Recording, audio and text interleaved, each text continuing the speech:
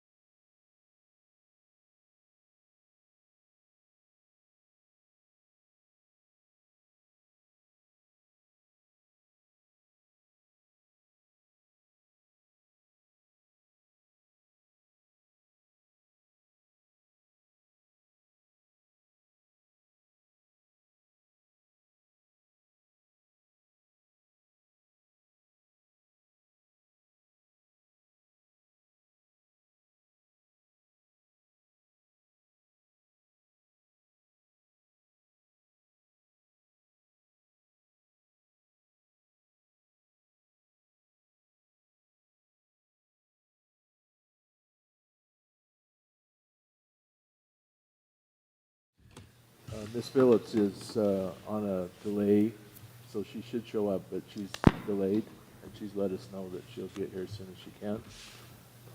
To view this meeting's presentation documents, please access Board Docs. The link to the Board Docs website can be found via the D38 www.lewispalmer.org website on the Board of Education meetings webpage. To view the live stream video of this meeting, please go to the Lewis Palmer School District 38 YouTube page. Ms. Wood, could you call roll, please? Mr. Clausen. Here. And as Mr. Taylor just said, Ms. Schwartz. Here. Here. Here. Here. Thank you. If you don't mind, I'll lead us in a Pledge of Allegiance.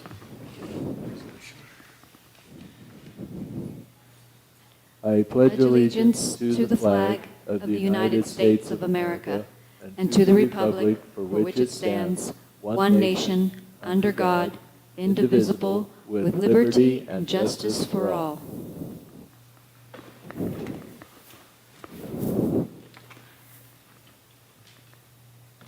I'll make a motion to approve the agenda as presented. I'll second the motion, Mr. Taylor. Comments or questions? Hearing none, we'll... Aye. Aye. Aye.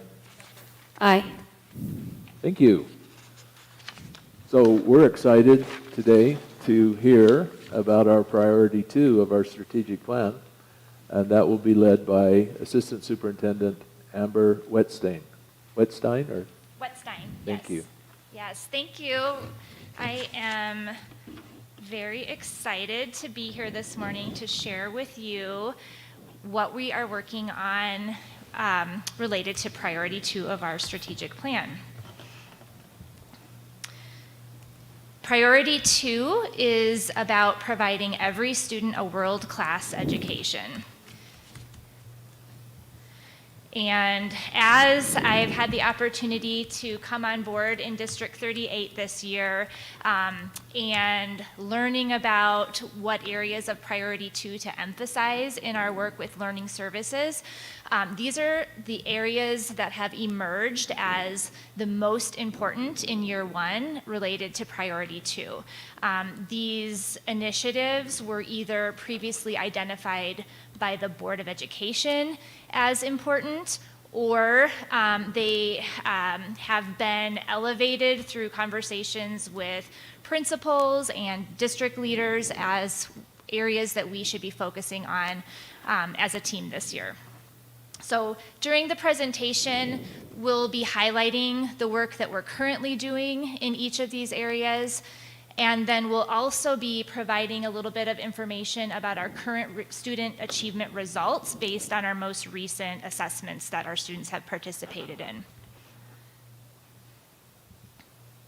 And I did bring a team along to share some of the work that we're doing. Melissa Gibson-Steiner is our preschool coordinator, and she's also the Homeschool Enrichment Academy principal, and today is actually the first day of school for our homeschool students. So Melissa will be scooting out as soon as she shares some information with you. And then Pam Kern, our learning services coordinator, Dr. Michael Brahm, our assessment coordinator, Jess McAllister, our secondary programs coordinator, and then Jenny Day. The learning services team is collaborating closely with her this year as she's supporting our schools as a leadership and learning coach. So we're going to start with what is happening with preschool, and I'm going to invite Melissa to come up and join me. Before I turn the mic over to Melissa, I'll give a quick update.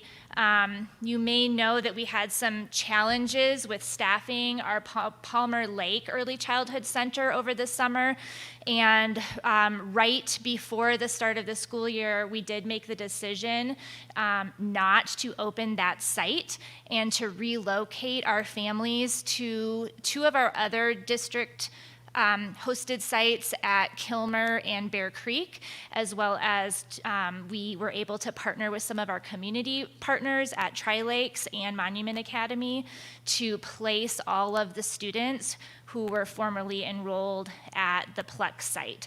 I'll let Melissa go into a little more detail about what's happening with our preschool program, and then we will go from there. Thank you. I just wanted to give a shout out and a thank you for an appreciation for all of the staff who jumped up and offered to help. They were offering to teach afternoon classes. They were calling friends to say, hey, I may know a teacher. Our community partners saying, we can take another student, we can take another student, so that all of our families could have a home. And that was very, thank you. Very grateful. We're very grateful for them. So just wanted to acknowledge that. We have about 147 preschool students enrolled in our program at the 2 sites. About 45% of those students are served through either the Colorado Springs or the Colorado Preschool Program or through special ed services. So they're considered having a risk of some sort for future learning, and we are able to serve those families. We are very grateful for that. We are working on unifying our program support this year. Our big focus for this year is our PLCs for all preschool staff. That's something that's new for them. They've just done in-building or training on their own. Last year we brought them together, the teachers together. This year we're bringing the entire staff together. They have chosen to work on social emotional learning so that they can better support and grow our littlest learners.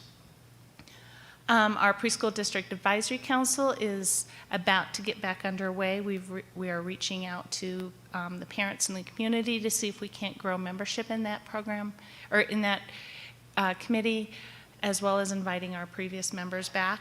We're focusing on connecting with community resources to serve our families, and also ensuring a quality program, and that's part of the requirement through the state, through the Colorado Preschool Program, to do that.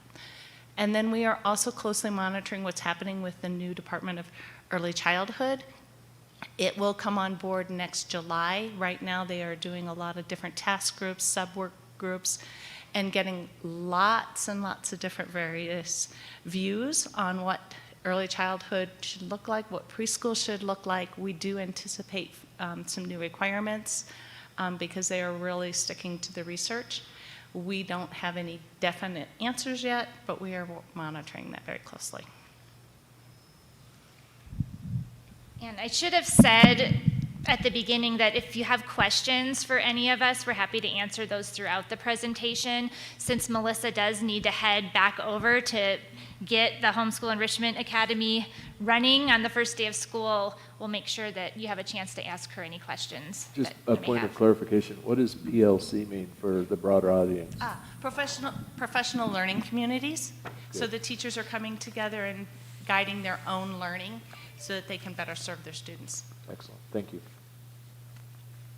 What kind of guidance can we give our constituents who have preschoolers so that they can be as prepared as possible to be successful when they enter the system? That's a really good question, and each family is going to do what they need to do. We really view it as a partnership, so we'd love to partner with them. We really look and support our littlest learners in their social emotional learning, and that they are just well balanced. If they are in need of extra support, we're here to support them. Does that help answer your question? Yes, thank you. Mrs. Upchurch? When is the enrollment for preschool open up? For the new year or for Yes. currently? We open our new enrollment at the end of January for the following school year. We are currently enrolling. Right now, we are only accepting students who qualify for special ed or for the Colorado Preschool Program because we have very few spaces available. We actually have a wait list. And then when does the window open up for us to apply for more of the CPP positions for Colorado Preschool Program? We can apply as soon as we fill our slots. We have 60 slots. We have 45 of them filled. We anticipate several families that are currently enrolled that just haven't spoken up yet that they could use the extra support. Through our community-specific criteria that we got last year, we are actually able to serve more families. So if they're not sure if they can afford it, let's talk. So follow-on question to Ms. Upchurch's then. Sounds like the way the funding model works, these programs are funded through outside sources. Is that correct? We have 3 sources of funding. We have the Colorado Preschool program that funds 60 of our students. We have special education that funds a part of our students. And then we have families who pay tuition. And the nice piece of that model is that we get very well-balanced classrooms. And it's a really good feel and a good environment. Thanks.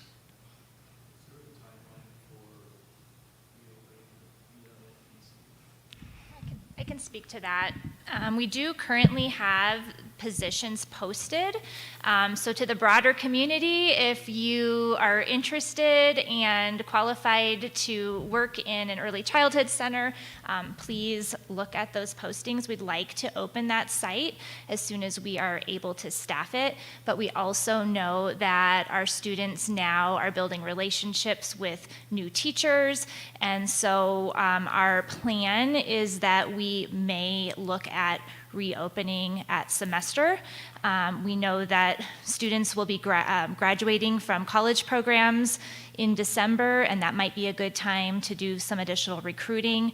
However, it could be next school year before we're able to adequately staff that site. Thank you.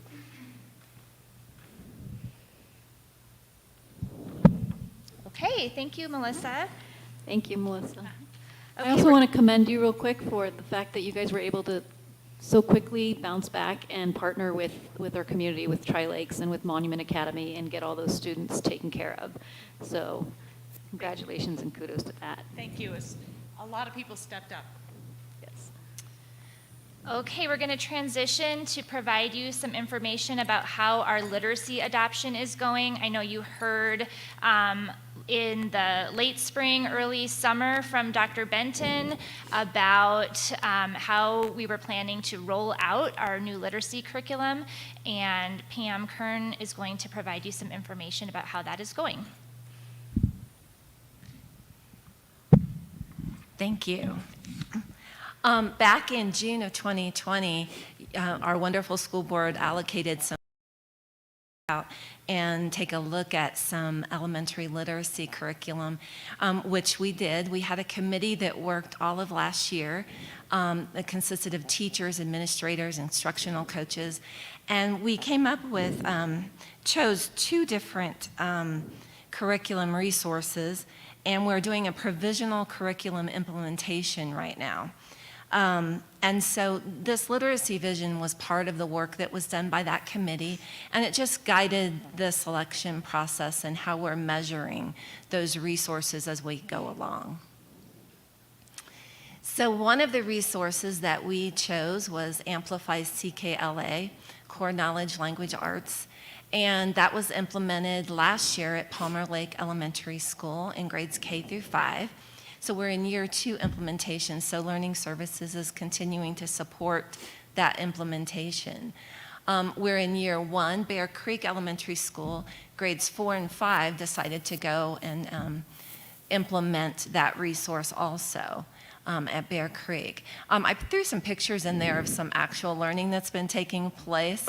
At the top photo, is Mrs. Rutledge at Palmer Lake, and she was teaching her 2nd graders a great lesson.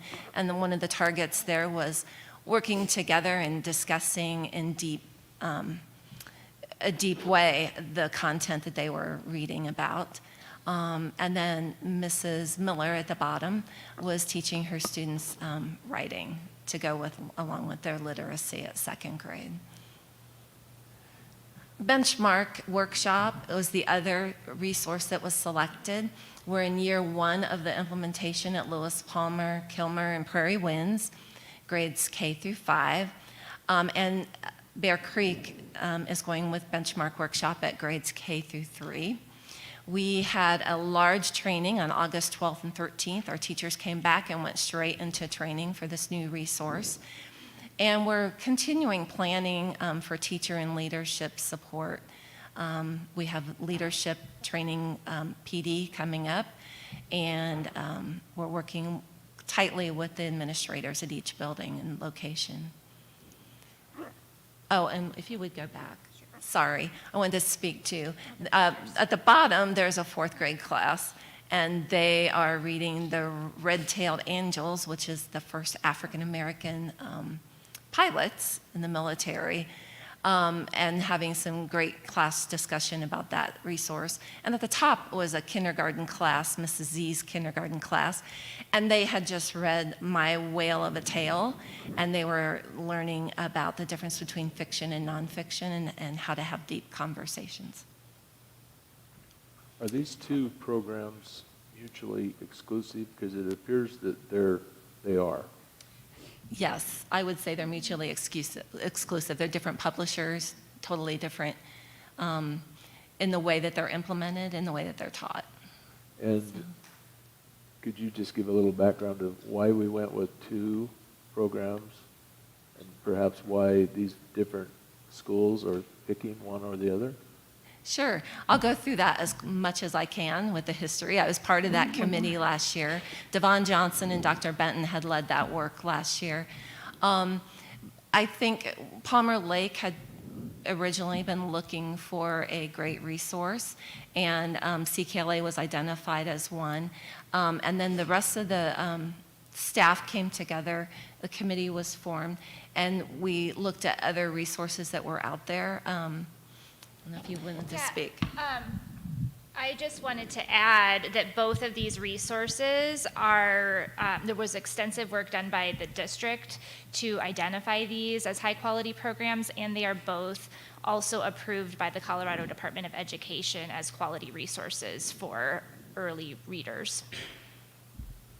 And I could just add a line around, through our review and selection process, one of the things that we recognized was that Palmer Lake was already in an initial year of implementation, in which case, and just by virtue of the timing, we didn't form the committee obviously until the year following their original selection. We wanted to be mindful that interrupting that selection process for them would have potentially created some huge challenges that they would be experiencing as a site. So we wanted to honor both the site-based work that had occurred there previously, as well as give all of our sites the opportunity to be part of a district-wide adoption and selection process. So I think we tried to blend that as best we could, and that's part of the reason why we're being extremely deliberate through this implementation cycle now to know what exactly are we seeing in terms of student gains and results, something I know we'll be getting into a little bit more here as we go. Thank you. Yes, and identified student outcome measures is part of the work that we're doing as we move forward. So we're using PLCs based on the science of reading. PLCs focus on student work at each grade level.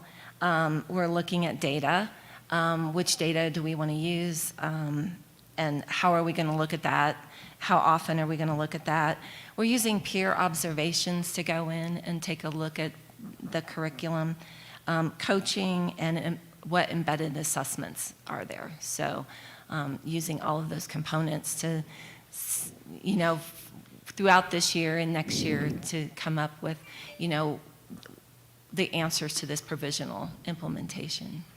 So we also value high quality early education, and we had a lot of our teachers come back. We had 40 teachers in this past summer that came back early August to go through Orton Gillingham training from the Institute for Multisensory Education. We also had 40 teachers the summer before that that participated in that training.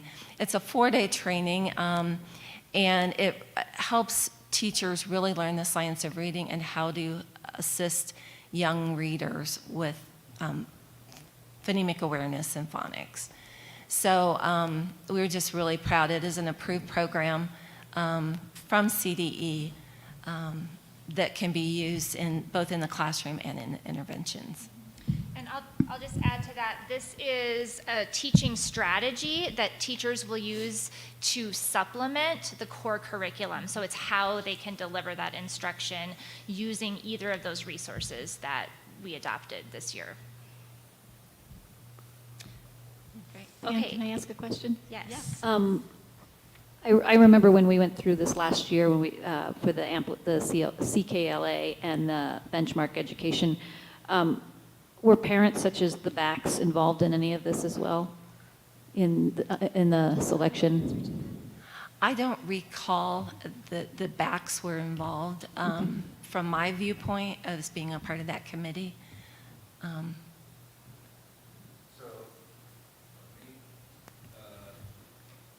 Hello? What I believe was happening at the time was due to some of the limitations we were having in terms of gathering and producing all of the resources that we would typically see, that principals were still in a position where they could share that out somewhat informally with their parent community.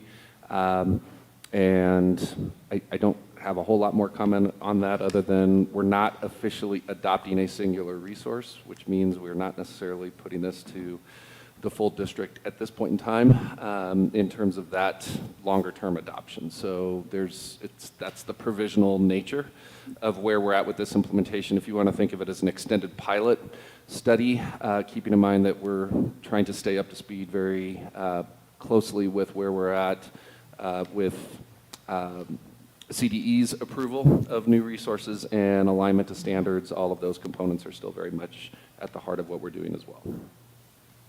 It's a long answer to say I don't believe it was a formal adoption that required that level of review. Okay. Great. Thank you. Okay, we are going to share a little bit of our current student learning outcomes with you. And I will say, Dr. Brahms is going to come up and he's going to share a little bit about our Cmass assessments first, but when we come back on September 20th, we'll have some additional results to share with you. Our students are currently finishing up their beginning of the year tests so that we can see how they're entering the year, and it'll be important for us to share specifically their literacy results as we're looking at the literacy implementation, but we also have our MAP assessments that students are currently finishing that we'll be able to provide you more information on the 20th. Okay. Good morning. Thank you, Amber. As you can see on this slide, we did this last year. We had some Cmass assessments that were required by CDE, and then we had some that were technically optional. Here you have a list of grades 3, 5, and 7 for ELA that were required. For grades 4, 6, and 8, math was the required assessment. Just to let you know, the participation rates on the required assessments in grades 3 through 6 were about mid 80% or above. At the middle school level, with grade 7, the participation rate on ELA was about 68%, and grade 8 math was about 62%. So when we interpret the results for grades 7 and 8, we need to take those with a large grain of salt, and we'll go into those details when we get to that slide. We also had advanced placement data from 2021 for our high schools, and we get those results typically in July. And then the Colorado PSAT and SAT suite for grades 9, 10, and 11, those were given in April, and we'll take a look at those results as well.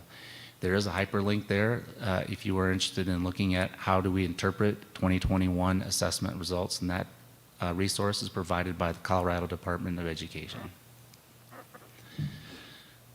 So the impact that COVID had on student learning, we did see some research that was created last, I'd say June, July of 2020, prior to going into the 2021 school year.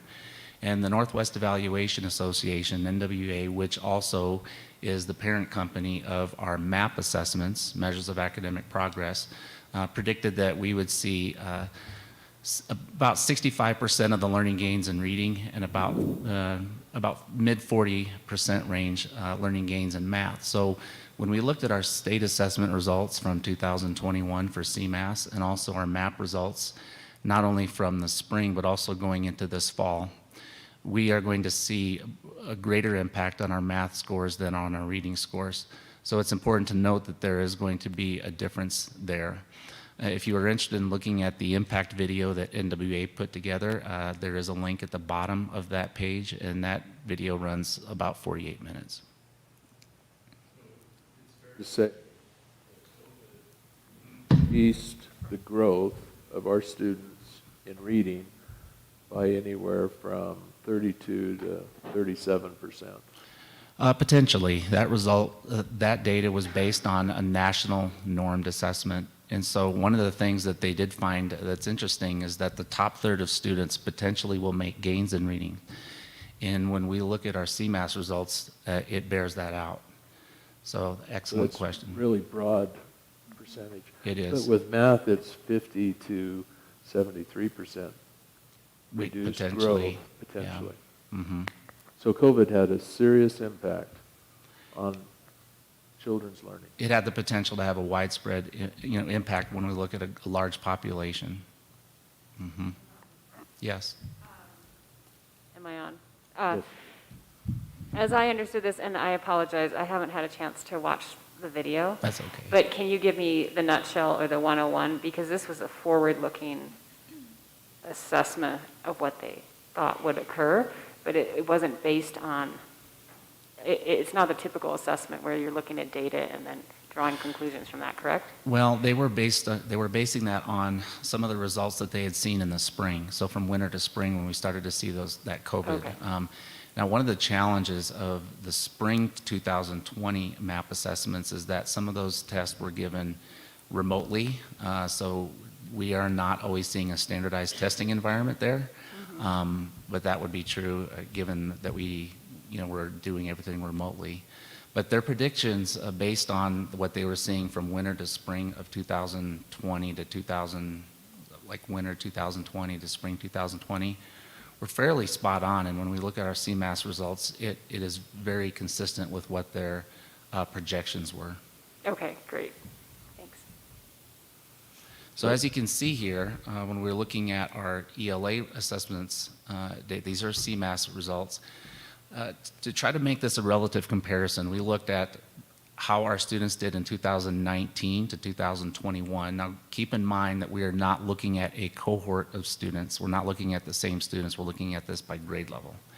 But we looked at the gains from 2019 to 2021 for both the district and the state, and the gain difference. So how did our district perform in relationship to the state? And I'm sorry. Yes, I just need to make sure I'm understanding. When you say we're not looking at cohorts, is that the same as saying the third grade class of 2019 are not the same kids as the third grade class of 2021? Yes, sir, that is correct.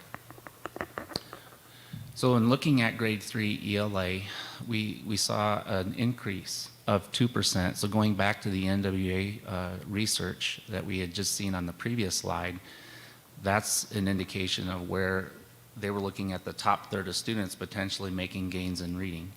So our data bears that out for grade 3. And the difference between the state performance and D38 performance is a difference of over 4%. In grade 5, we saw a larger increase at the district D38, 6% versus a decline of a little over 1%. So the gain difference there was 7%. Yes? So is it fair also to say that the third grade class of 2019 is the fifth grade class of 2021? Comparable.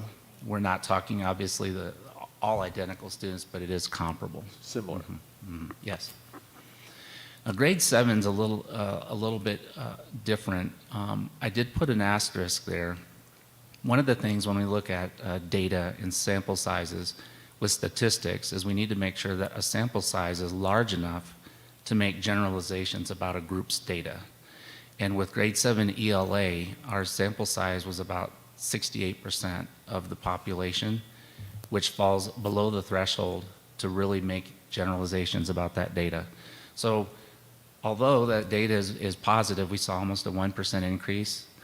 The size of our sample was not large enough to really make a generalization about grade 7 ELA.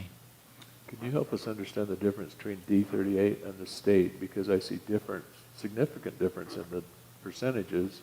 So what makes up that? So are you talking the 2019 to 21, or are you talking the difference? The difference between the D38 line for Yes. all 3 grades versus the state line, which is significantly lower. It is. Well, I think it really speaks to the programming that we provide to our students in our district, and also to the quality of instruction that our students are receiving in the classroom. Our staff are, by and large, very conscientious about what we're doing in terms of aligning our curriculum, our instruction, and our assessment. Does that answer your question? It does. And it just surprises me a little bit, because a year ago we saw where we were underperforming in reading, and so now this has shown that we're actually overperforming. And so there's a little disconnect in my own mind, and it's probably that I don't fully understand what we looked at last year compared to what this is showing. But that's my disconnect. Well, and it may have been that last year it might have been a different set of data. I know last year, since we did not have 2020 Cmass, I would be interested in seeing what that was. I mean, I think that might have been something that Dr. Benton had spoken to. Yeah, and I'll just add that this data that we're sharing with you now does not tell the story about how students are growing. It's showing how our students are achieving in comparison to students across Colorado. So when we come back on the 20th, part of what we'll be emphasizing is where we are now with our local, to ensure every student is growing every year, not just performing at a high level, but continuing to grow in their learning, if that makes sense. May I ask a couple quick questions? Sure, of course. First one is, when we talk about our students versus students in the state, how does the state compare to the balance of the country? And how does the state compare to? The balance of the country, the other Nationally? states? Well, we wouldn't be able to use Cmass data for that. We'd have to look at MAP data, and we'd also need, typically NAEP is where we see that, and that's in grades 4 and 8. And that's a sample size of Colorado. Colorado tends to do very well nationally on those assessments relative to other states. Can you be a little more definitive? Are we the top 20th percentile, I the would top say 10? we are typically in the top 10 to 15 out of the 50 states in terms of NAEP. Okay, so top 20th percentile. Yeah, top 20 typically. Thank you. Yes. That gives us a feel, because most of our kids, when they graduate, won't just compete with other Coloradans. Right. That they will interact and compete with those around the country and likely the globe. Second question is, what does the team conclude from this data set? Well, I think when I look at this, there are a lot of different factors. It's not just the quality of instruction, but you think back to the literacy adoption that Mrs. Kern was talking about earlier. We had a number of buildings that were implementing new curricular resources for literacy. So you factor that in addition to COVID, and then we had students that some were doing online learning, many were doing in person, and it really speaks volumes about how successful last year was for ELA for our students and our staff. So that data is we really should celebrate it. Our challenge going forward now is with the literacy adoption, we're going to have to look at fidelity of that implementation and how we're going to be able to use this data to inform our instruction.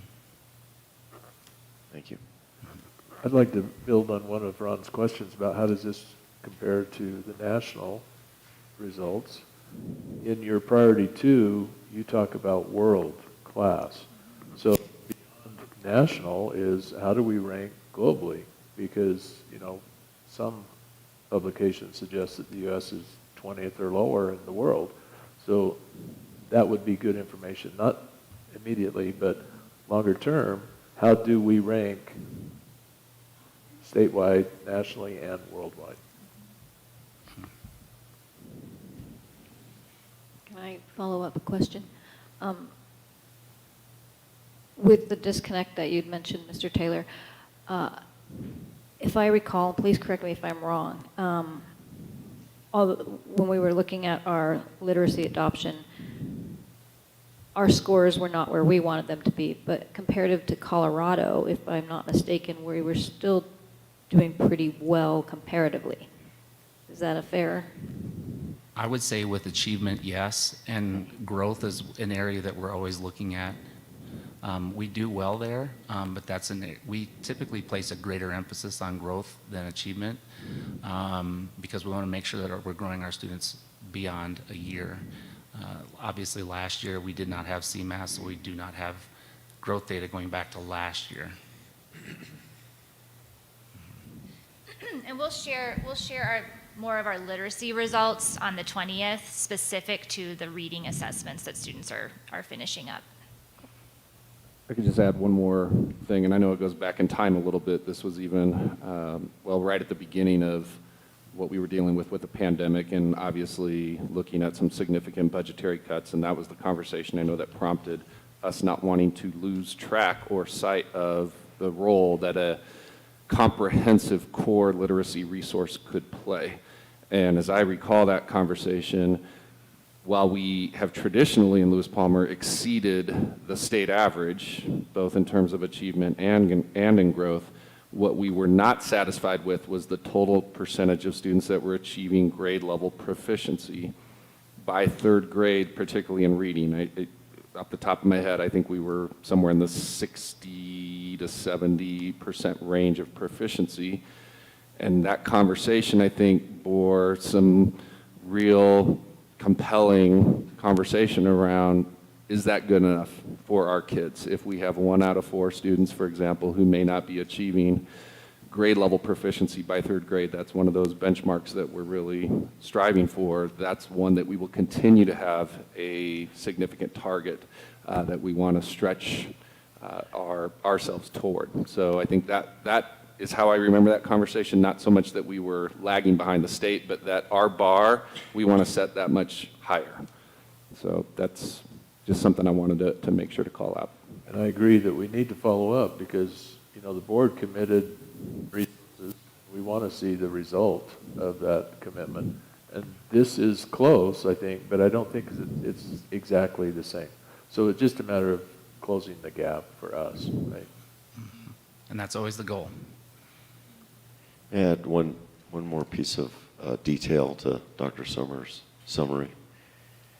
When we entered into this back in May of was it 2020? Yeah, Yes. 2020.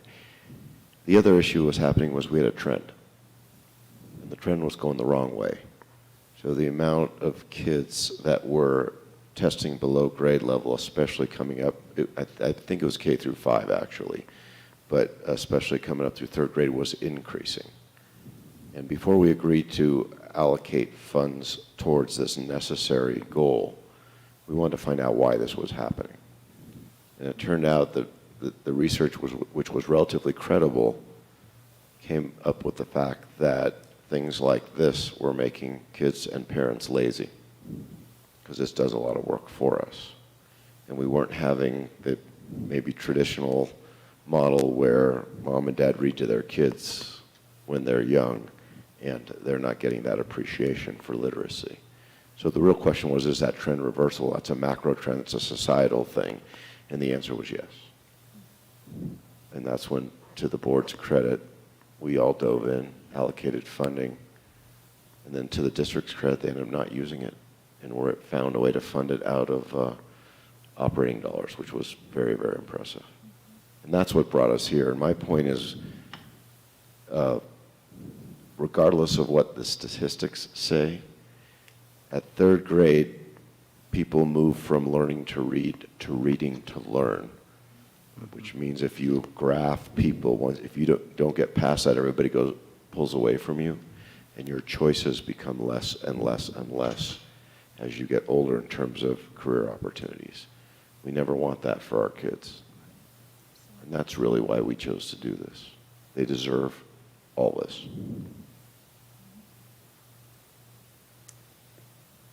Okay. Thank you. So, as anticipated with math, going back to the NWA research, it indicated that we would typically see a greater decline in math than we would see in reading, and that's the case here. Please note at grades 4 and 6, the decline was less substantial in D38 than it was at the state level. The grade 4 was a little bit of a 1% difference. And for grade 6, it was a little over 4%. Now, grade 8, we saw a participation rate of about 62%. So given that that is below the threshold, we have to really take that with a big grain of salt. Nonetheless, the decline that we did see at grade 8 was pretty substantial. And so we have some work to do there, and that's an area that I can support. Being a former secondary math teacher, we do have some things in mind that we're going to do to support staff and students at the middle school with that, particularly in grade 8 this year. This slide, wouldn't that be loss difference instead of gain difference on the final column? Yes, it would be. Right? That's the red, yes. So our difference was 8% in the red on 8th grade math. How easy or hard is it to recover from this? Well, it certainly is going to require a lot of collaborative effort on the part of not just the staff in the buildings, but also the learning services team and how we can support our staff and our students. I do know that we talk a lot about alignment of our curriculum and our instruction and our assessment, and I think that work is, we do have some resources this year that we're going to be using more extensively. There are some frameworks that the Colorado Department of Education put out last year for math that will be helpful resources for us in terms of understanding not only our state standards, but how those are assessed, what's assessed, and just having a greater awareness around that. I'll add, I feel a sense of urgency with these results, and so I, along with the learning services team and in collaboration with Jenny Day, we're going to be looking at some of the root causes in addition to the pandemic. This was what was predicted, as Dr. Brahm explained. However, especially at the middle school level, we'll be looking very closely at our local assessments in addition to this data to see if the results are similar or different than what the state assessment showed us, and intervening to make sure, and Pam will come back up and talk a little bit about where we are with curriculum adoption, specifically at the middle school level with math, but also taking a look at how, as a leadership team, can we support the school leadership in ensuring that we're paying attention to students who may need additional support in mathematics. So there's, as I understand it, this was grade 8 tested last spring, is that Yes. correct? So there's the systemic look at what's happening in 8th grade math or middle school math, but then there's also the parallel that these are the students who moved on to 9th grade this year. So is there, I don't know the right term, is there intervention or what's being provided for our 9th graders this year that can help them regain this difference? That's an excellent question, and I can speak to that. Last Friday, I was at Lewis Palmer High School meeting with staff, and one of the things that came up was this kind of data. And so, knowing that our students now must meet the Colorado graduation guidelines in addition to the local requirements, I know that, well, for example, the math department at LPHS, we pulled all of the students who were not on track to meet that requirement on the SAT by the end of their junior year. So they are already aware of who those students are, what classes they are in, and who they really need to be targeting for intervention. And I'm meeting with Palmer Ridge counselors today, and this will be one of the things that we discuss. Great. I think that's the kind of thinking that goes into every kid every day, because we can look at the numbers and we can look at the grade levels and the comparisons, but this comes down to individuals. Mm-hmm. Mm-hmm. Absolutely. Yeah, that's great. They're still human beings, individuals. And I think that, you know, it's really important to note that whenever we look at state assessment scores, that we are looking at numbers, but it really goes down to the individual level, and we are looking at individuals. And students are more than a test score, staff are more than a test score, but this certainly gives us, you know, especially in 8th grade math, it does give us a sense of urgency, as Amber noted. Going forward, we do know that we have some work to do, especially with this freshman group of students in terms of math. Thanks for the info. But coming back to the system as a whole, you know, the fact that the prior year we had elementary classes open here probably didn't hurt what these numbers look like, right? I mean, across the board, D38's doing better than the state. However context that is, it's good. And in fact, some improvement in some areas. So the fact that we were able to stay in school at the elementary level throughout the pandemic didn't hurt these kids, as near as we know. And this data seems to support that.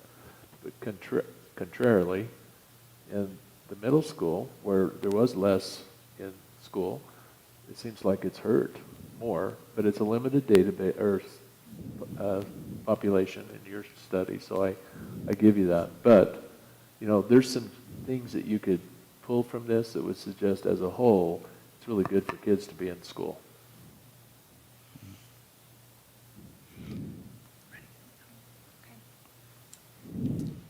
Okay, we're going to transition, and Dr. Brown will come back up in just a bit and talk about our secondary student achievement results at the high school level.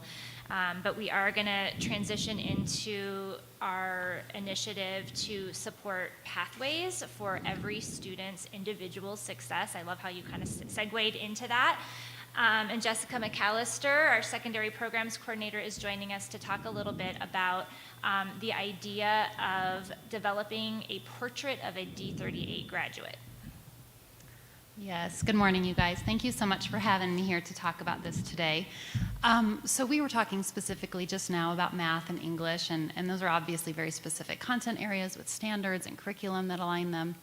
But there are also other standards that exist through CDE, and they're called essential skills. So on the screen in front of you, hopefully you will see what those look like. They're in transition right now. They were originally adopted by CDE in 2018, and they looked a little different. At that point, they were called, you know, entrepreneurial skills and professionalism skills and personal skills, and the list went on. But they're working right now to change those to align a little bit more with attributes of a graduate. And so these standards, if you will, don't necessarily apply to any grade level or any content area. Instead, they kind of permeate a student's journey from pre-K all the way through the graduation, the time when they graduate. So we know that we do a great job at teaching these. These can be found in projects and assignments and assessments throughout a student's journey. But we're also particularly interested in right now in how we do that. We know we have our technology proficiency that it contributes to graduation, and those kind of align with those 6 C's of collaboration and communication and creativity. But what we're doing right now, part of my work as the secondary programs coordinator is to oversee work-based learning. And so we're working on creating a couple of internships for students at the high school level to dig into this and lead us into this journey of creating this portrait. So our plan right now is to create 2 work-based learning initiatives for students to then help us to create this portrait. They'll do so by surveying members of our community and by working with students at the elementary, middle, and high school level, and then also just sharing with us what their journey might be. So we're excited about the final product, which I believe we are intending to come out at or around the winter break. It depends on how this leads us, but we're excited to see how this can reveal for us how we're preparing students to be graduates in D38. So the next slide, and I might want to, oh yeah. There. Sorry. So we've heard a lot about SEL, social emotional learning. Mm-hmm. How does that fit in this portrait? Sure. Well, I think that would be maybe part of this journey is to maybe talk to Rick Frampton about how we can work together to create that exact thing. So that's a valuable point. Awesome. Something we can look into for sure. Thank you. Thank you for that.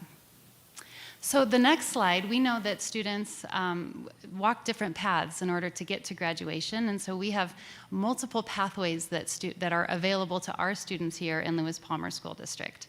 And so this is a rendering of what that looks like for students. Forgive me, I am not a graphic artist by any means. It's good that I didn't go down that route in college. But this just is a depiction of what we offer here in D38 currently for our secondary students. And this is a very busy picture, so I'm going to spend just a little bit of time orienting you with what you can extract from this picture. As you can see, there are multiple pathways. There are pathways where there are boot prints on them, and that's really to depict the journey of 4 high school students walking towards whatever destination awaits them after they graduate, whether it be career or college or some combination of the two of them. So you'll see in these pathways, each boot print is intended to be a semester of time in high school, and we know that some may have more boot prints and some may have fewer. But just for a visual sake, we chose obviously the standard being the 2 semesters per year and 4 years. You will also see that there is a color of tread, which aligns with the key on the right, and then there's a heel print, which aligns with the graduation guidelines. For my purpose right now, I'm only going to be talking about the color of tread. The heel or the graduation guidelines belongs to Dr. Brahm. So as we look at the boot prints or the path furthest on the left, you'll see there are 4 semesters of what we would call traditional high school, and then they start to navigate into advanced placement. So that's just one journey that a student could take. You'll notice as you look at them that there can be multiple programs that a student could be involved in any given semester. You'll also notice that a student can change their journey or their mind during each semester and maybe experience some different program offerings. And the last thing just to draw your attention to is that in this picture at least, every single boot print has every single pathway has some kind of indication that there's traditional high school involvement. And that's because we know traditional high school, I'm going to do the mouse if you don't mind, and that is something that we've become well accustomed to here. Those are the classes that students come to in our buildings with our certified teachers and the curriculum that's aligned with the curriculum maps. This is what we are just most familiar with in the traditional setting. So I'm now going to move from the top to the bottom in the key on your right, and the first one being advanced placement. So we know that advanced placement is also known as AP. It is arranged by the College Board. These are teachers that are trained in AP. Students have the opportunity to take a test. Usually takes place in May, and then whatever score they get on that test then can translate into college credit or into entry into college. So we've been offering AP for quite some time now. It's likely familiar to the people in the room.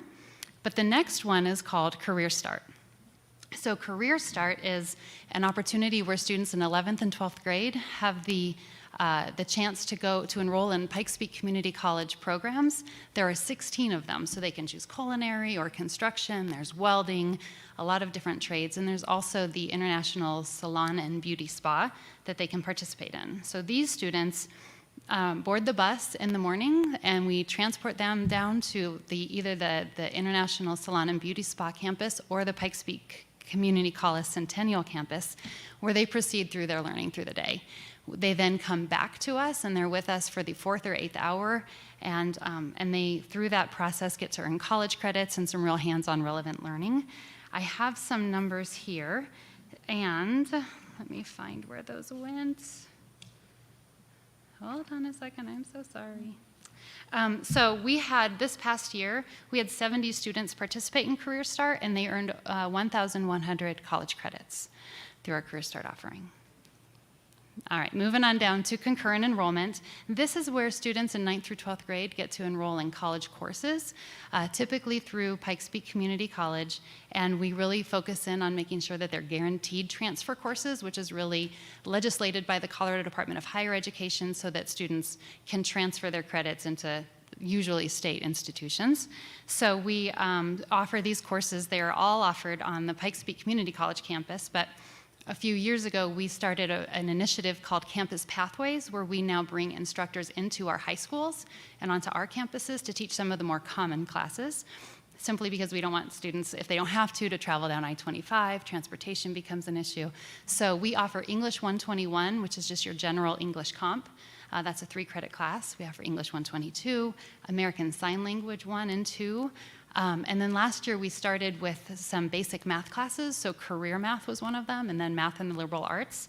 We were excited because last year we won a grant to help pay for some of those programs. We furnished them all with their own computer cart and some textbooks because those can get quite expensive. So between concurrent enrollment, which are the courses that students go to the campuses for, and our campus pathways, we have had some success there too. 20 students participated in concurrent enrollment, earning 214 college credits, and then 46 students participated in campus pathways, those courses that we have on our campuses, for a total of 346 credits. So that's concurrent enrollment. All right, moving down to CTE and PLTW. CTE stands for Career and Technical Education, and that's really just what we are familiar with as far as vocational education is concerned. One of the curricula that we use for some of our CTE courses is what you see there is PLTW, stands for Project Lead the Way. These are courses that blend core academic content and then also layer in some technical skills, again, in the preparation for students towards employment or education and whatever may await them in their given field. After they graduate, we have programs in business, construction, computer science, healthcare, engineering, and multimedia arts. A lot of these programs begin in the 7th, they can start enrolling in them in 7th grade and then branch out and get more specific into the high school years. We are offering certifications in some of these courses. Last year in our construction course, we offered 26 certifications that are created by the Home Builders Institution. This year we're starting some Adobe Photoshop and InDesign certifications, and then also really talking to a program called MBA Research, which is business certification. So we're really trying to launch into that area as we speak. Last year in our CTE courses, we had 2,623 students, secondary students, participate in a CTE course last year. Okay, moving on. Yellow. Yellow stands for the Innovative Learning Plan program. This began last year. It was our first year, which obviously brought with it some unique challenges, but we are happy to be in our second year of that and learn what the lessons that we needed to learn. This is a program where students have the opportunity to come into our schools and have an adjusted, individualized schedule where they are able to receive social emotional learning support, work-based learning experiences, and then also they can either recover or obtain credits. Because of that individualized process, they can recover credits quite quickly. And last year, we had 54 students enrolled in the ILOP program, that's what we call that, and they recovered and obtained a total of 214.5 credits towards graduation. Okay, and the final one is the online program. This is a program that's available for 7th through 12th grade, and we have a variety of courses. We're happy to state that the core content areas in the online program are developed by our Lewis Palmer School District teachers. They are aligned with our Lewis Palmer School District curriculum maps, and at the high school level, they've been NCAA approved, which is quite a feat when it comes to online courses. We do target or use our a vendor called Colorado Digital Learning Solutions for our world language and elective courses. And while we had quite a surge in enrollment last year, I'm going to share just the numbers we have this year, which are more consistent with what we experienced pre-fall 2020. Currently, we have 159 students accessing online programming right now. 108 of them are part-time, and then 51 are full-time. So that's our online programming. And then I just returned down to the traditional high school. Again, it's at the bottom only because it's all alphabetized. But I want to state that all of those programs, if students navigate through and around those, every student still has opportunities to access any kind of services that are aligned with traditional high school. So student services, nutritional services, academic counseling, social emotional support as needed. So they still have access to all of that. And then also, I just have to state that obviously each and every student that walks through the halls of our high schools and many in middle school have a very individualized journey. So I'd be remiss to not mention the counselors and how challenging and intense their job must be in making sure that they're creating pathways and supporting students with whatever they need to move forward. So that's kind of it for the multiple pathways. I will say I could speak for a very long time about each of these, but I will not. There are hyperlinks within those program offerings keys, which would bring you to a webpage where I speak more at length about each of them. So if you're interested in learning more, I'm always available, but the videos exist as well. Question. How are students and families oriented to know that all of these exist within the district? Either Right. when they get, I would presume, is there some program or something when they get to high school or middle school that? Right, so these are listed in the course guides. I will also say we have those TVs that kind of show the different, what are those called? They scroll through different opportunities. But also Lewis Palmer High School has a Future Pathways Night, and each of these are well represented at that Pathways Night. I think that usually happens in the spring semester, but I do believe they welcome up any kind of incoming 8th graders, and then also for 8th grade night at the high schools.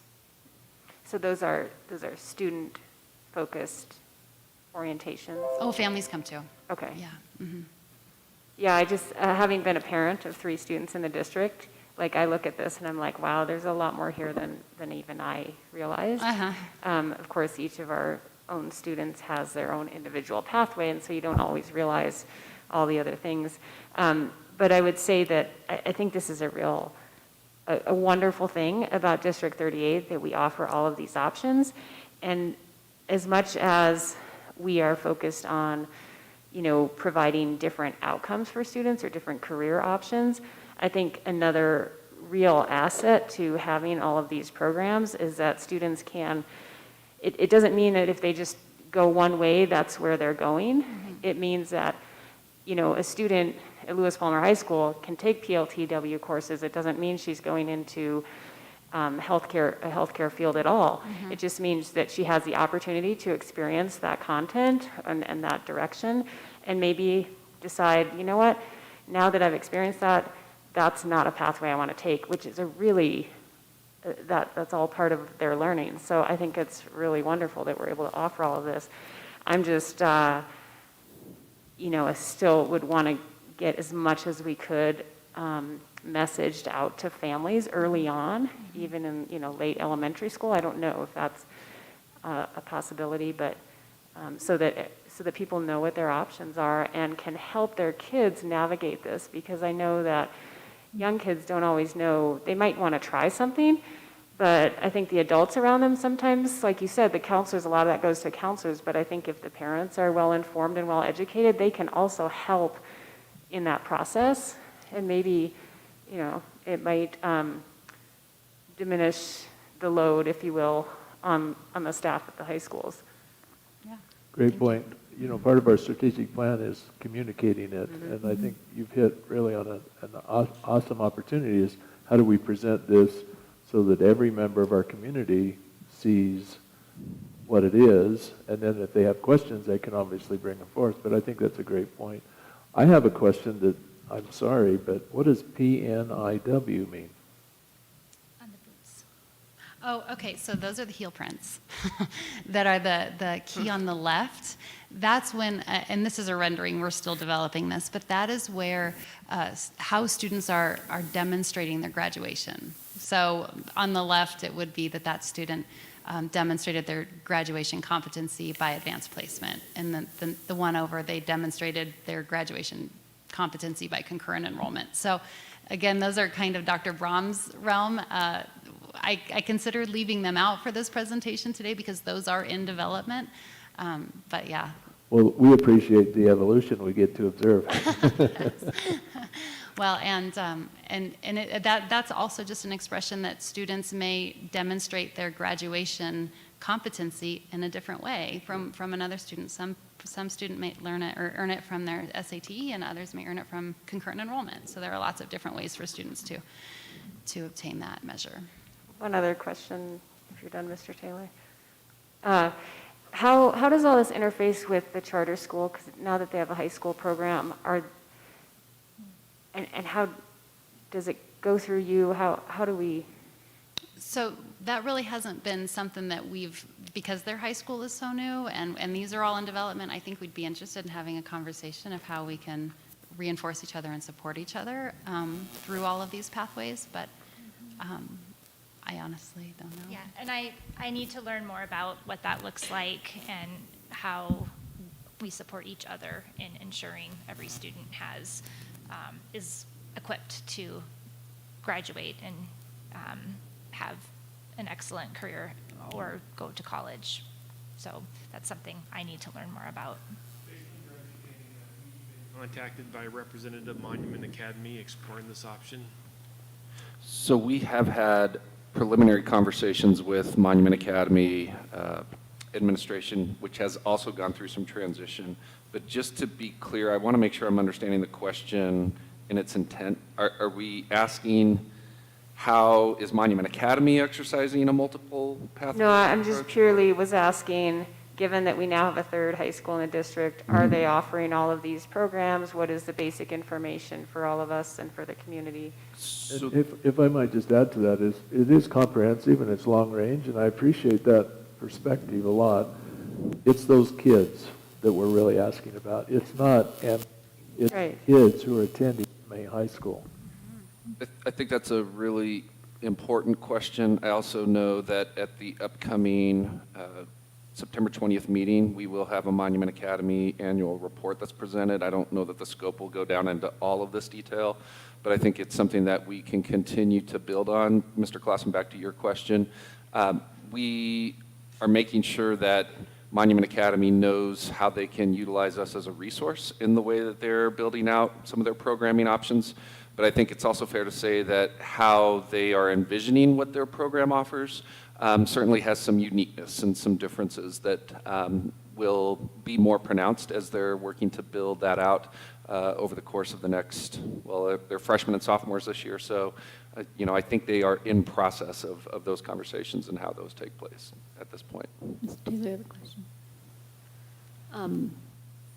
I appreciate this graph, actually, because I think it drills down on some things that there's so much to communicate and so much to understand, and I appreciate this, and I concur with what you were saying, that what Mrs. Phillips is saying in communicating this out to our broader community of parents as they're pursuing their paths. And what I really like about this is that it speaks to the individualized education of, again, going back to that reaching and teaching each individual student right where they are. And I think this is a part of what makes LP a unique system and a district of choice. And I also appreciate that we have looked at our preschool, and now we're looking at our pathways beyond. And so this gives a good larger picture, a vision of what we do to prepare our students as they enter into our system and how we prepare our students as they exit our system. So I really appreciate that. One question I have, can you share for the broader audience what ASVAB and CLEP is? Sure. This may be a better question for Dr. Braum, since it is in the key on the left. Is it okay for him to answer that question? Yes, come on up, Rob.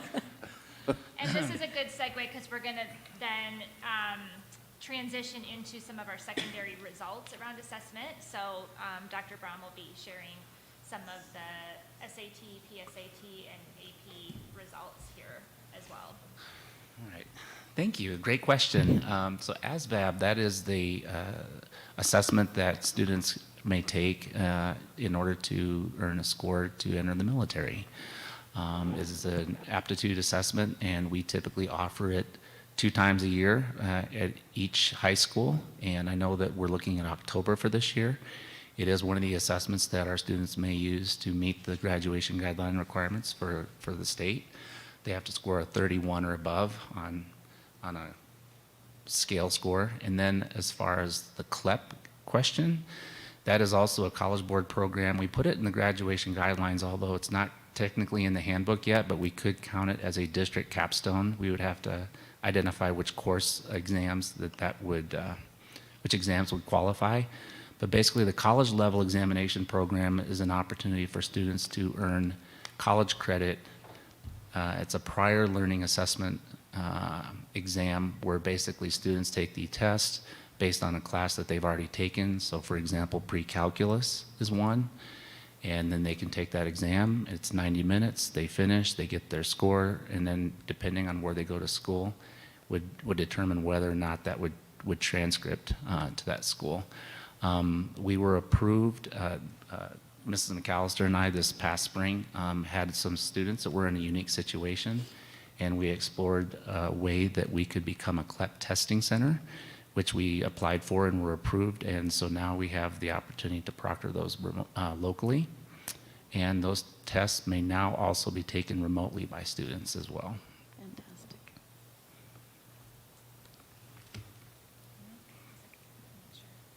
All right. So now we're going to take a look at college and career readiness benchmarks.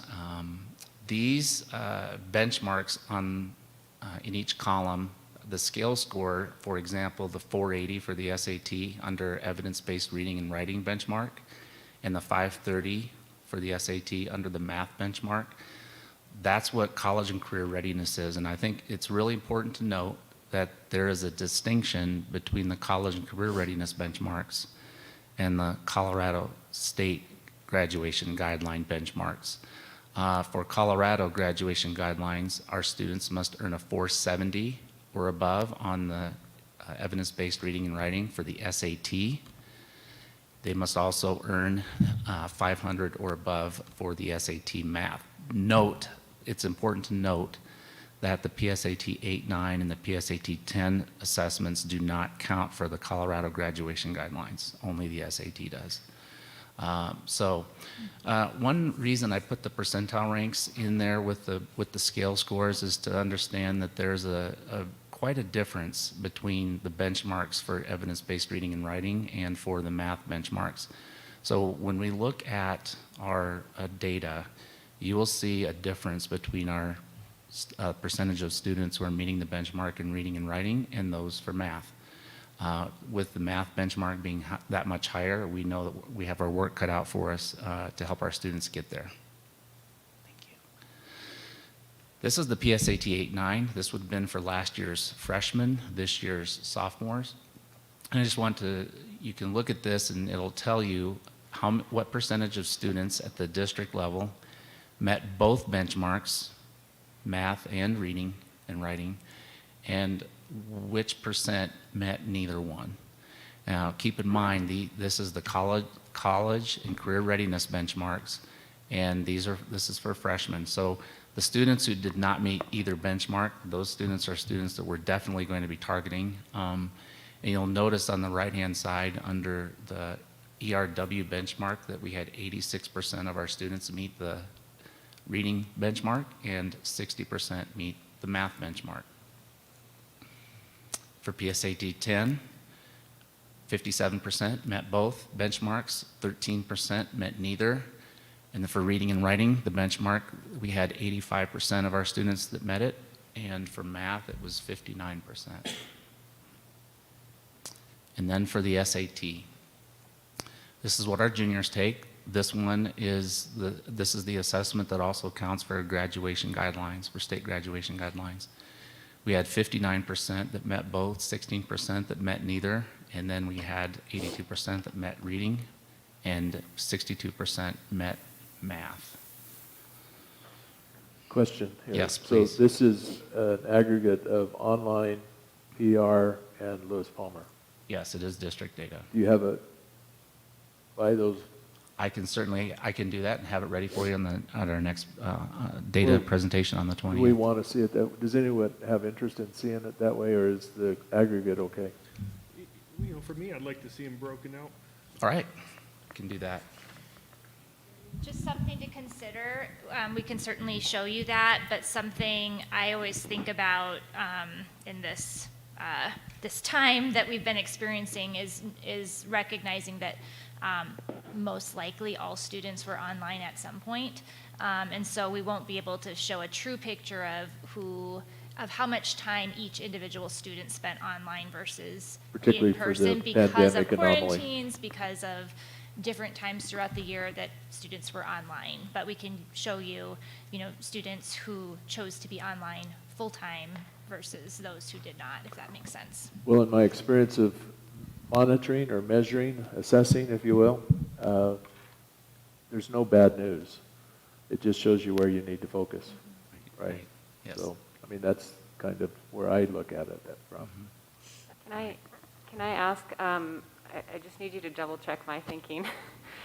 So when you go up to the current results for the PSAT 8-9, and the met no benchmarks in our district is 12%, Mm-hmm. and then if you scroll to the next slide, PSAT 10, the met no benchmarks district 13%, and then finally grade 11, met no benchmarks 16%. Mm-hmm. This is not a cohort, correct? This is No. just a one. In your opinion or your experience, do you consider that a trend that the number of kids not meeting the benchmark is going up as the grade level goes up?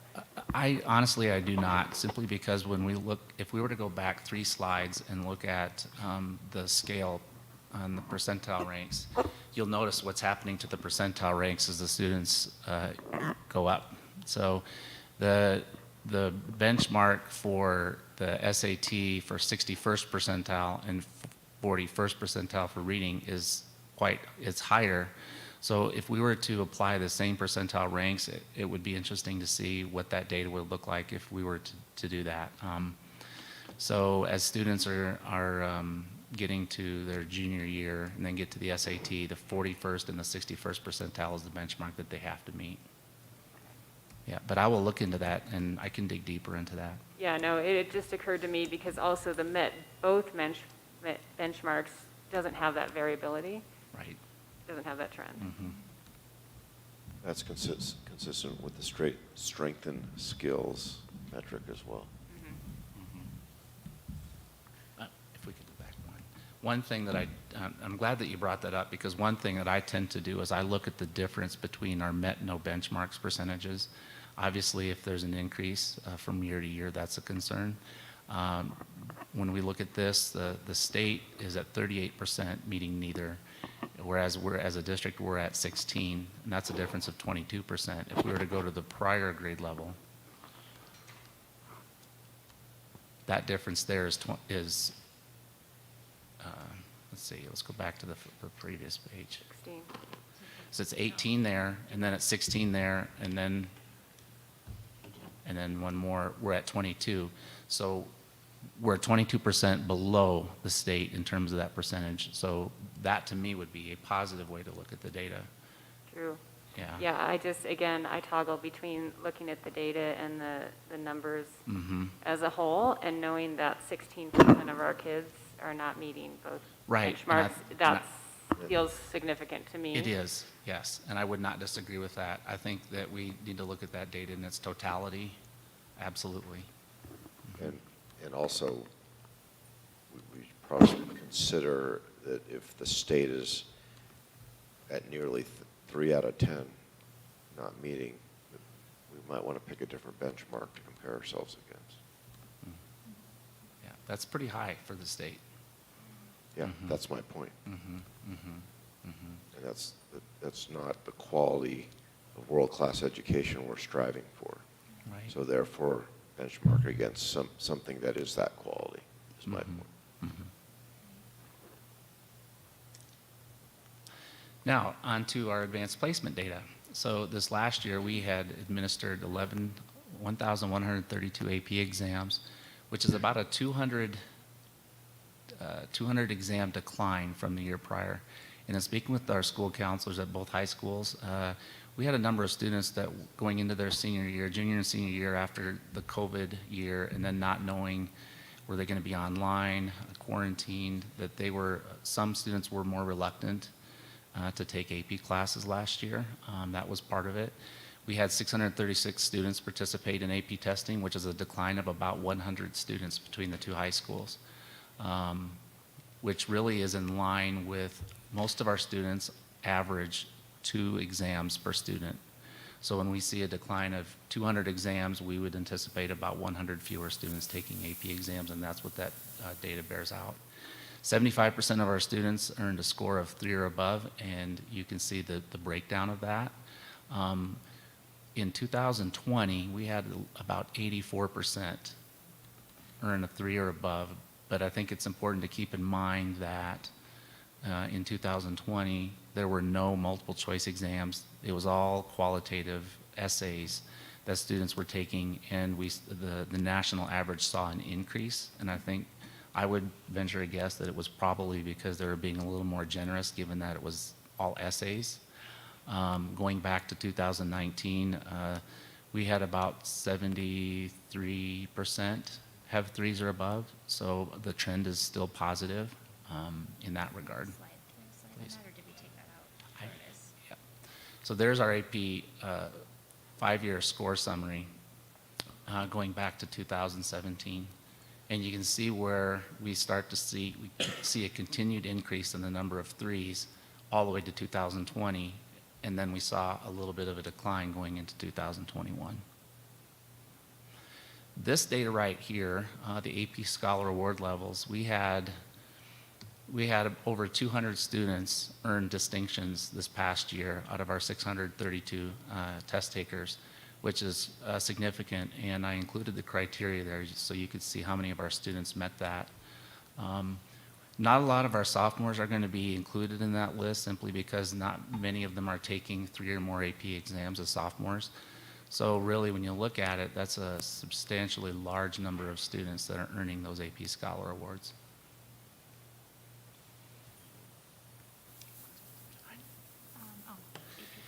And just in case you're curious about which courses were offered last year in D38, there is a list of what we offered for AP, and that hyperlink shows the exam score summary for District 38. So how many 5s, 4s, 3s, 2s, and 1s we had by exam. The only exception is that if an exam had 10 or fewer students, we blocked out the 1, 2s, 3s, and 4s for sake of student privacy. I think in previous years, we've seen that broken out by the high schools as well. I don't know if that's Can certainly something do we that. could do for the upcoming presentation.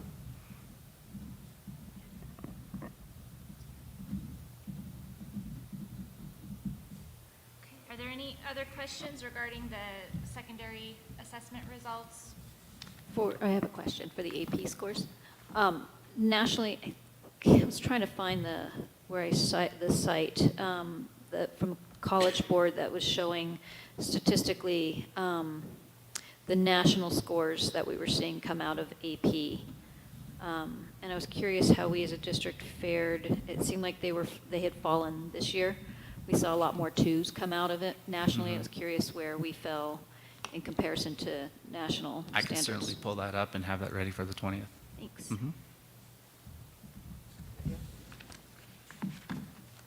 Okay, Pam is going to come back up and quickly talk to you about how we're supporting curriculum adoption at the secondary level. So we talked quite extensively about early literacy, but we are supporting schools at the middle and high school with curriculum implementation as well. Yeah, thank you. So we have some initiatives going on this summer.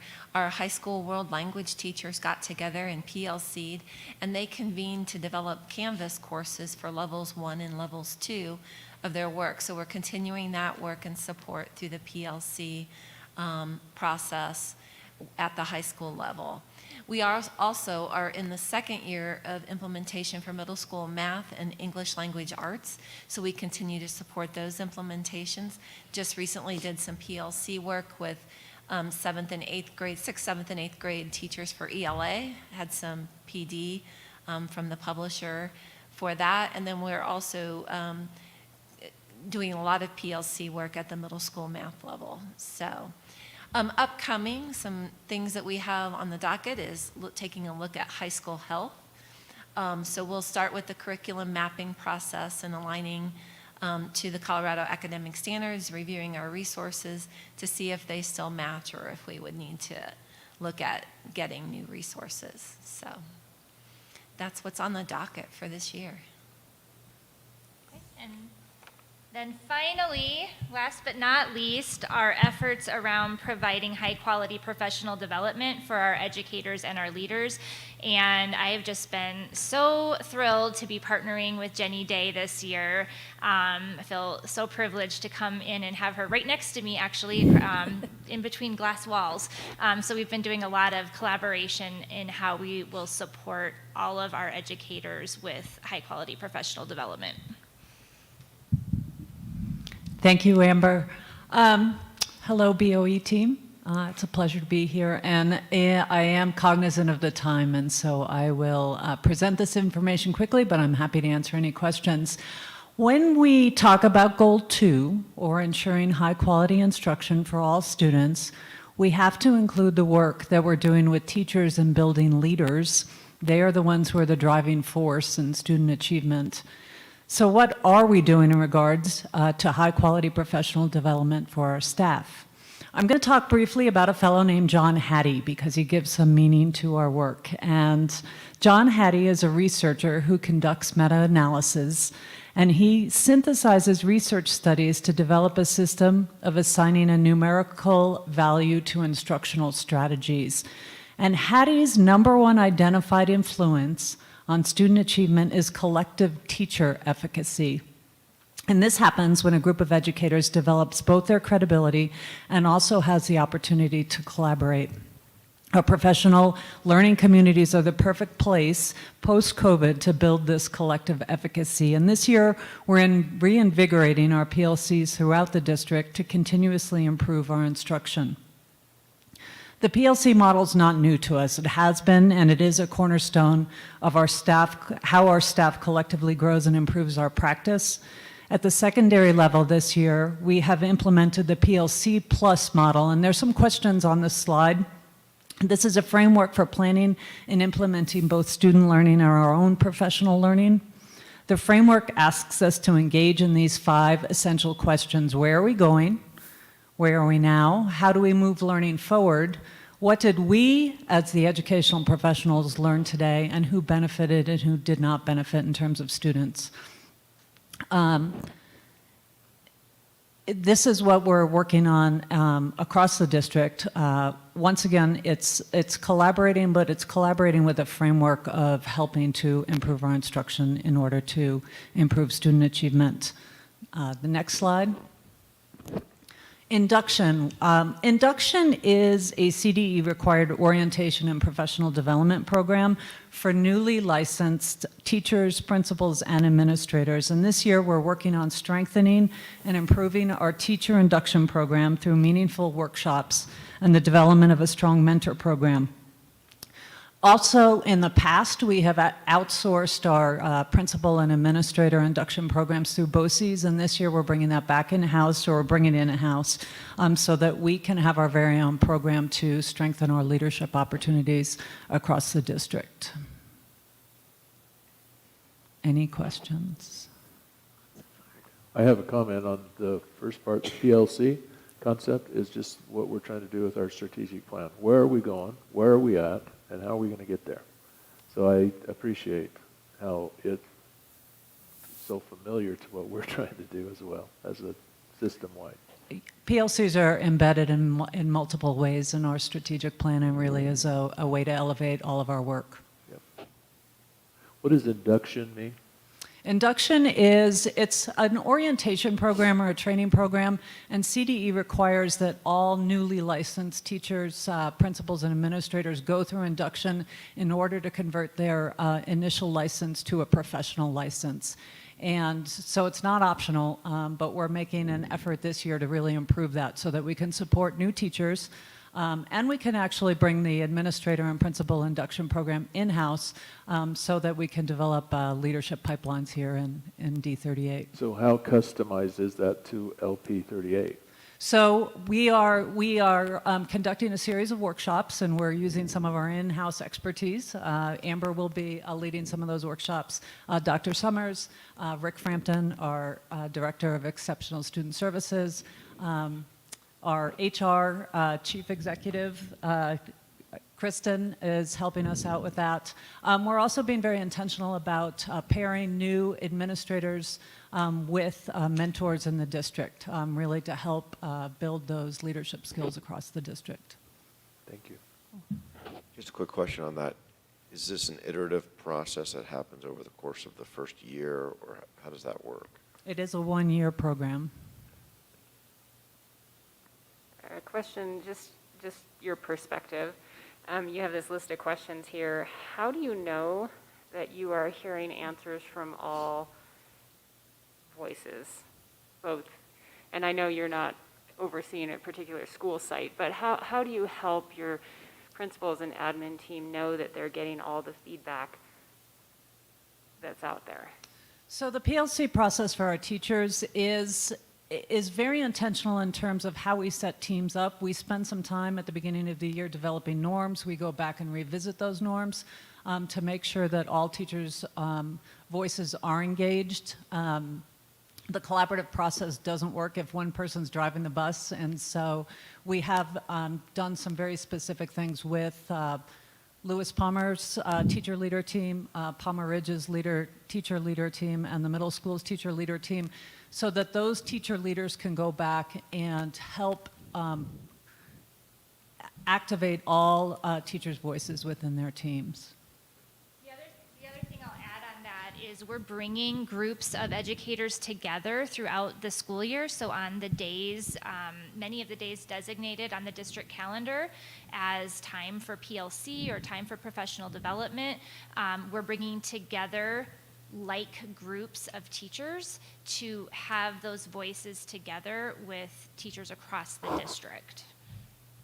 Great. No, I'm just thinking through the lens of communication, obviously, again, and how best to make that as easy and efficient as possible, and also as welcoming as possible, not just within our community, but actually within the learning community here, so that the communication is always open enough so that people feel comfortable answering these questions for you, and then you get the feedback, and then you can move forward with that. So, Thank you. Any other comments or questions? Thank you very much. Thank you. Amber, you have a great team, and my confidence in this priority 2 is risen today. So thank you very much. Thank you for letting us share. Ms. Wetstein, if you may, would you please, as you're shutting that down and we're going into the next, there you go. Perfect. And maybe don't go too far.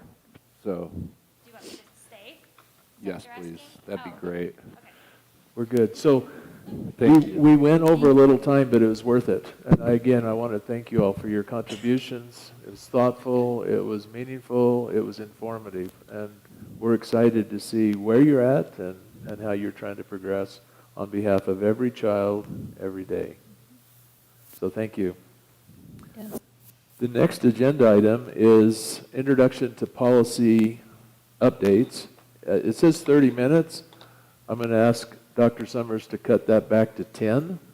And there are a lot of policies that are attached to this in the public sphere here that will be coming up for a first reading in September 20th. And I don't want us to spend any time on them.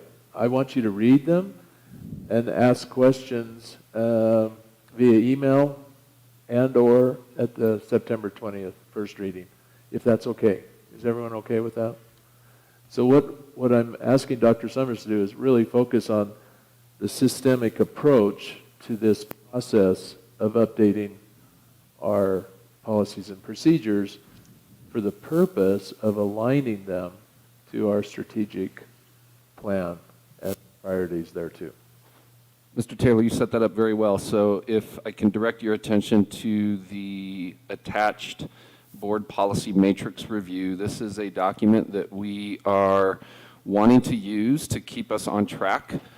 So what you'll notice is that we have several policies that are listed as being introduced for your review as of today, this September 7th. The policy code that is corresponding to the title, and then to a recommended action based on district leadership and our current assessment of what we are proposing, whether it is a new adoption, a revision, a potential revise or replace. So there's a few that you can see there, and then there's actually one that's also a repeal.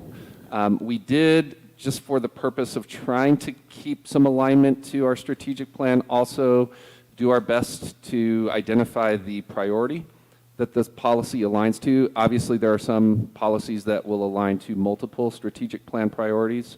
And then you'll see in the district lead column, I wanted to make sure that you knew at least a point person, which is the first name listed, and then a backup that is also working on that policy. We intentionally left the board lead or leads column open. I wanted to just ask you all what your preference for that was, either a quick conversation here today where you could assign that, or if you would prefer us to assign you, whatever you would like to see there. And then we also have our first reading and second reading column. So again, to your point, Mr. Taylor, our goal today was not to go into any of these policies in detail.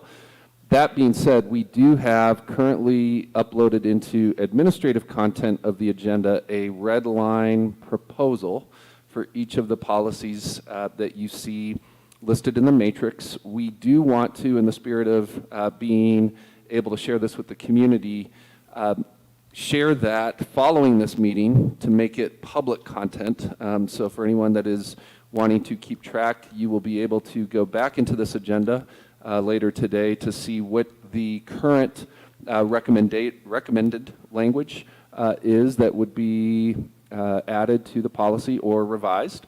And I'll just note that in most of these situations, we are either taking our cue from CASB as some of the recommended language. Some of our new adoptions, we are pulling from either, again, CASB or just our study and analysis of why we believe there is a policy that is needed in that particular area. But what we're happy to do is go into more of that detail with you when we do the first reading at the upcoming September 20th meeting. So what we would envision is a brief presentation summarizing what those changes are. We just weren't sure that doing all of that today in a work session was necessarily the method that we wanted to go at that with. So with your permission, this is what our initial proposal is, and we're open to any questions, feedback, suggestions about what you have here in front of you. Let me start with several questions. One is the second line item, it says IKE-R. What does -R mean? Because it happens in some other places, and I note that that's has no first reading, no second reading. So is that essentially a repeal? Regulation that corresponds to the policy. So the regulation, as you know, is our application of that policy in terms of either procedurally or process protocol-wise, how we're putting that into practice. Very good. I couldn't connect that dot, so thank you. Quick additional note, because there's also a -E, and those reference exhibits. So you'll notice, for example, jumping down to JLCD. Like forms. Yes. So right now you're seeing a permission for medication form that is being proposed, which would essentially replace multiple exhibits, JLCD-E-1, E2A, E2B, E3. We didn't think, I mean, we're certainly happy to go into that detail if you want to. I was able to pick that up. I saw that. I just couldn't figure out the R. And then the next question I have is, like for the board leads, and this is a question for board members, is we had assignments in the past, and I'm going to start with communications. So I think, Teresa, you kind of take the lead on that, and Tiffany supports you, correct? 2, the one we covered today, Tiffany, you take the lead, and I support you. On number 1, I think it's Ron and Teresa, is that right? Anyway, the question is, do we want to maintain that? Well, what a question back is, what is the responsibility of the board lead as it pertains to this? Well, that's a great response, and I would say then that's those policies, if we're a board lead, we really need to be the ones reading both the proposed policy, but also the redlined changes, take the lead on it in terms of the board. Does that make sense? Yeah, total sense. Now, the question then is, do we maintain that current assignment that we have been in for a year or so? Are you all comfortable with that? Any questions or comments? That makes the most practical sense. Can I add one more opportunity for support in that process, Mr. Taylor, which is we would be happy to coordinate in advance of the meeting any particular questions that that board lead has for the district lead or leads. So in other words, if we're looking at priority one, Rick would be able to answer any immediate questions that you may have in your initial review. Obviously, that's not a public conversation, but it's one that would extend into the upcoming first reading. So we just want to make sure that we're supporting you in that effort. Totally agree, but that's what I had assumed in my mind, that the district lead is what we're talking about here, right? That's so correct. If we have the board leads for priorities 1 through 5, then we know who to work with. Yep. Right? So, Yep. And so anything that Rick Frampton is leading, Ron and I would also be assigned to. Agreed. Okay. Right, and we communicate ahead of time to make the board meeting efficient. exactly, Yep. exactly. So did that answer your question as well? It did, yeah. Are you all comfortable with that approach? Yes, sir. Okay. The only other piece to that, Mr. Taylor, there's a couple or two at the very top there that have multiple strategic plan priority linkages. So for example, IKE and IMB. We'll follow your lead. So Okay. let me give, on both of those, I would see 1 and 2 being Tiffany, who has the lead on 2, and Ron, who has the lead on 1. Okay. In other cases where it's a single one, then you'd put the lead board and the secondary board. Does that make sense? It does, and I just Now, want to make number sure. 3 is a problem because I got 4. Talk Those about that one right exceptions, now. where do you see teaching controversial issues and materials?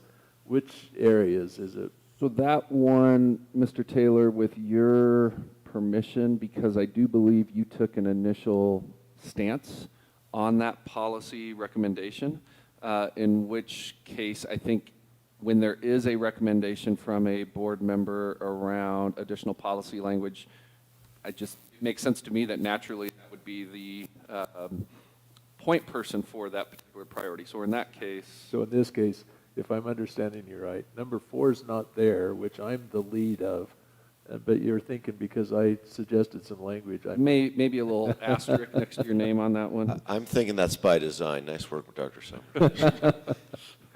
I'm okay with that. Okay. But is everyone else okay with that as well? Okay. So Those are the exceptions, not the rules, right? Quick clarification. At least from my perspective, I'm far less hung up on the language as I am on the intent of any policy revision or original writing. So is that the spirit of the way we're attempting to work together? Great question, and I agree that that's the spirit of it. We want to, I don't want to spend time wordsmithing policy. I want to understand why. Right, and what it's set What's to the achieve. intended impact? Right, Behavioral.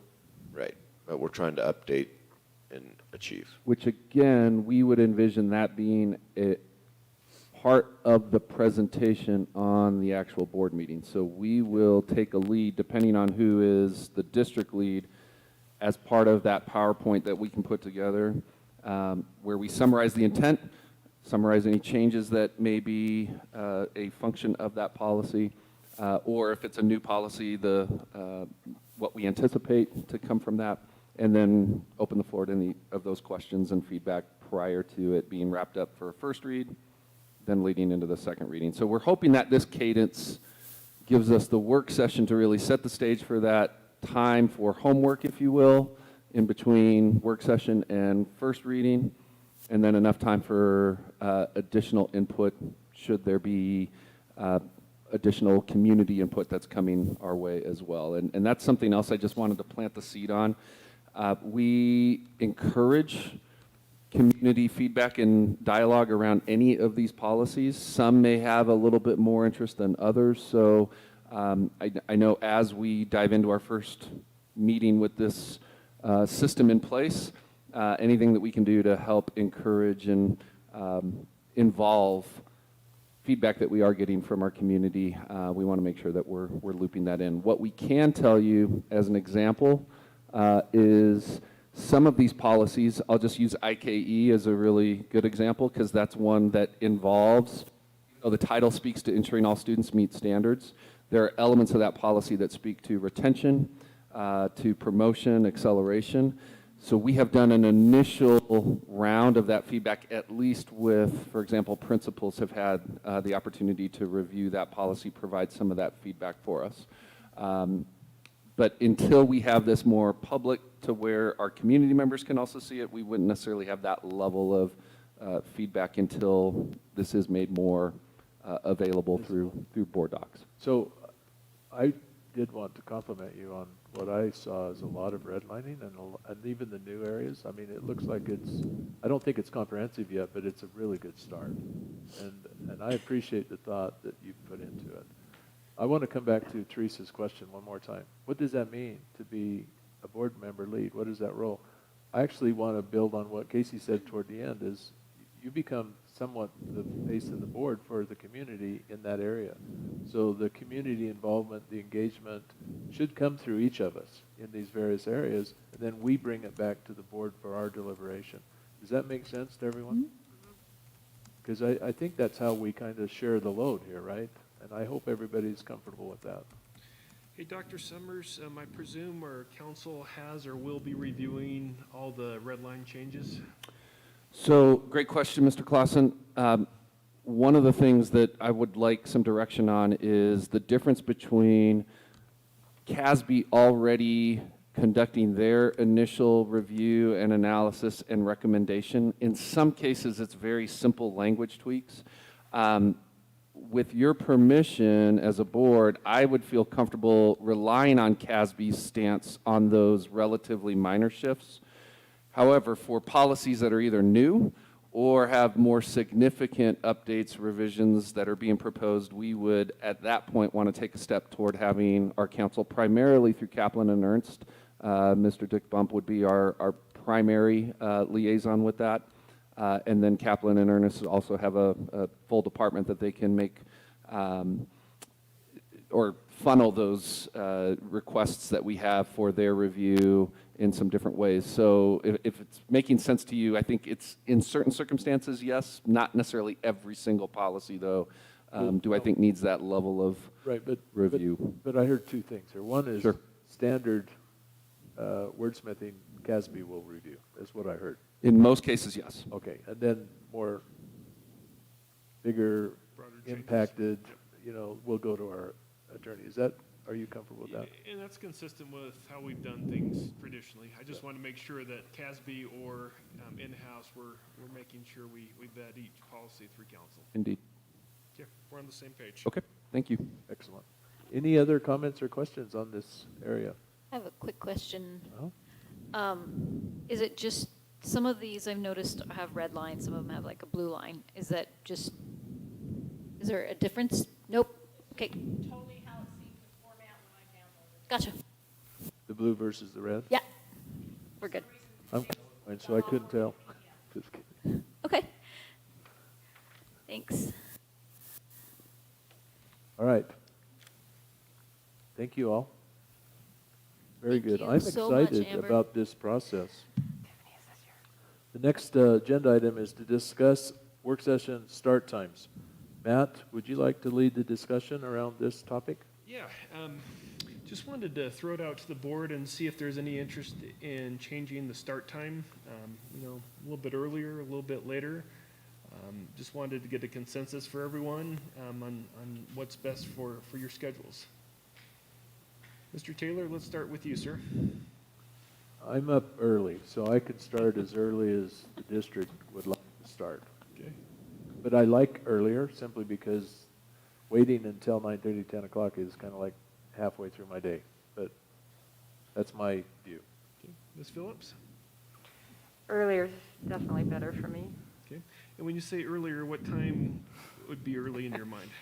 Careful what you ask. I'm up before Mr. Taylor, but of course, I think, correct me if I'm wrong, I think part of the start time was so that your team had some prep time, or, I mean, I know this precedes your being superintendent as well, but I think that was somewhat of the intent of the Tuesday morning start time. So I wouldn't want to infringe on that. I want them to have some prep time if they need it, but I would meet as early as dark hour. I don't know if I want to weigh in now or wait until everybody. No, please do, Dr. Summers. Well, I think my main question almost turns to Ms. Wood here to see what is reasonable from the stand, because there is a lot to prepare as we're getting ready. What is a reasonable time to anticipate we'd have everything ready? I would like an hour of setup time just for all the sound check, loading PowerPoints, physical setup of the room and things, just to make sure that there's no problem with sound and streaming. I mean, if you want to start at 7:30, then we'll be here, I think we're by 6. Well, Ms. Wood, refresh my recollection. When do you typically get here, ma'am? 7:30. Okay. So if we did 8:30, that would be consistent? Okay. If 8, if you need to do it like by 8, you can absolutely do that for easy. Okay. Dr. Summers, is that? My mind was going to 8, an 8 o'clock start time, because I thought we could do a lot ahead of time the night before, everything else that we need to get ready. We're ready to go. I would say we're ready to go by 8. Yeah, and typically, we can't set up on a Monday, this was unusual, given yesterday was a holiday. Ms. Upchurch, what are your thoughts? I can do 8. Mine was actually a conflict before because I had elementary school drop-off pickup. I don't have that anymore. So 8 o'clock works for me. Mr. Schwartz? I would prefer not any earlier. So it sounds like 8 o'clock? Is everybody okay with that? Appears to be the consensus. Second, Third, fourth. fifth? We're There are good. no more. We got everybody covered. So beginning next month and for the remaining months of this school year, we'll make sure to change those times to 8 to 10. Does that sound reasonable? Dr. Summers, Yes, can I ask ma'am. a question? What about the rest of your team? Team? They're good. Dennis? Dennis is also See good. a lot of smiles and thumbs up, so that's a good thing. We And got all thumbs up. And Mr. Taylor, might I suggest that during our regular board session, our board meeting, perhaps you make that announcement? Announce the change. Yep. I'll Yep. do it. Thank you, sir. Anything else? I think we're good. So let's go to board member comments, and we'll start at the end, Matt, and just work across here. Mr. Taylor, I don't have any comments. Thank you. Thank you. Mr. Swartz? I echo Mr. Clausen's comments. Amen. Ms. Upchurch? I concur. I do not have any comments. Ms. Phillips? No comments this morning. I have one comment.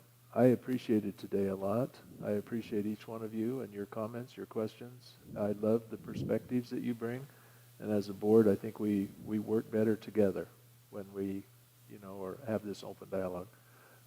Dr. Summers?